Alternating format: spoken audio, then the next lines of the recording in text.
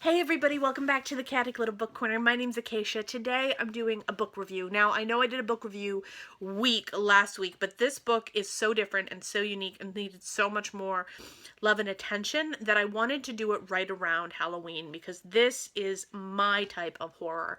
This is my type of scary that I enjoy. Um, it is it is bloody, it is gory, and it is violent, but it is not bloody, gory, and violent for the sake of entertainment. It is done because it is representative of the time, the 17th and 16th century. The idea of hysteria and panic-stricken communities due to difference and psychological aspects of people that are unexplainable. There is religion issues. There is supernatural werewolves and vampires and things of that nature that people are afraid of. There's stories and myths and all of these things are kind of wrapped up into this one type of world where the communities are in constant fear of the elusive other. And this book is The Wolf Trial, and it's by Neil McKay. I received this from Freight Publishing for a review way back when. You can probably find it in a August, maybe even June or July wrap-up. Not wrap-up, haul. And then it took me a few months to read it because it is so graphic and depicted so beautifully. You're not reading it thinking, oh my god, like, this is ridiculous. Why would this happen?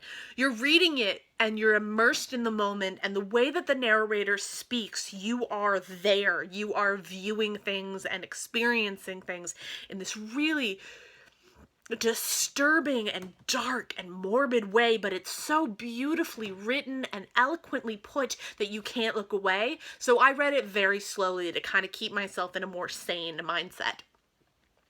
This book is about a gentleman named Peter. Now, Peter has been accused of being a werewolf. There is no question in this book that Peter has actually murdered people. But the question becomes, is Peter murdering them as a human, or is he murdering them as a werewolf? And there's this conversation throughout the book where you're kind of trying to figure out who the man and who the monster is, and what the human and what the monster side is of humanity.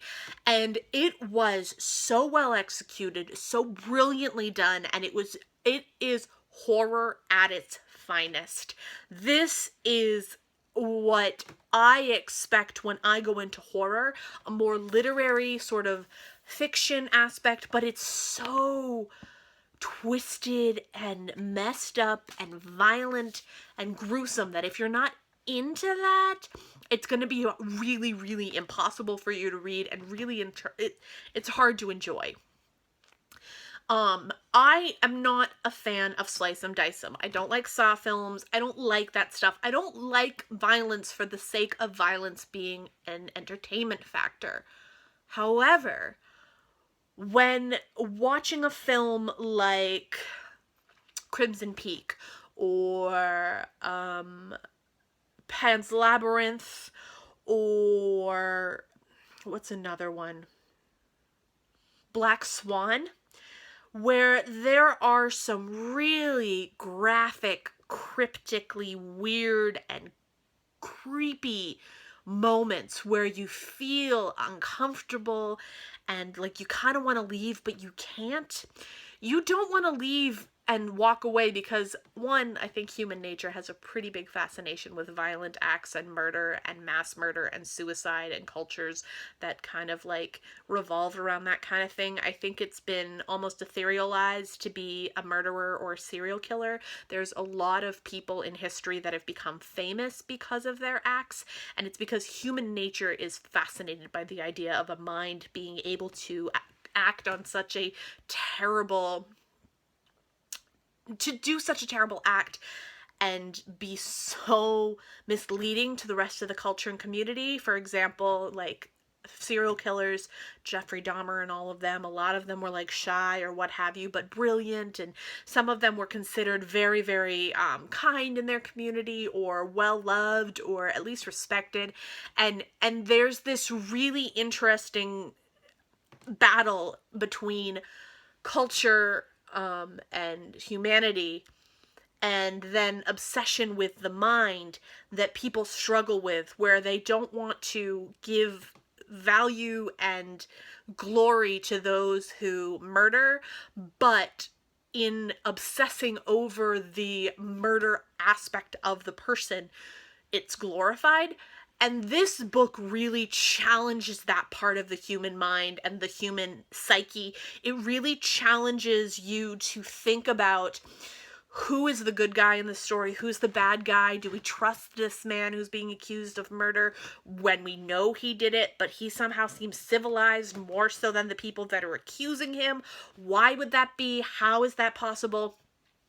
This book took a lot of basic human curiosities and expanded on them and took them to this level where you feel unabashed for the fact that you're curious and can't look away, but at the same time you kind of are faced with your own mirror of your own fascination, and your passion and your drive and your goal to be a good person is almost challenged because you feel sympathy for someone who did something so horrible and horrific.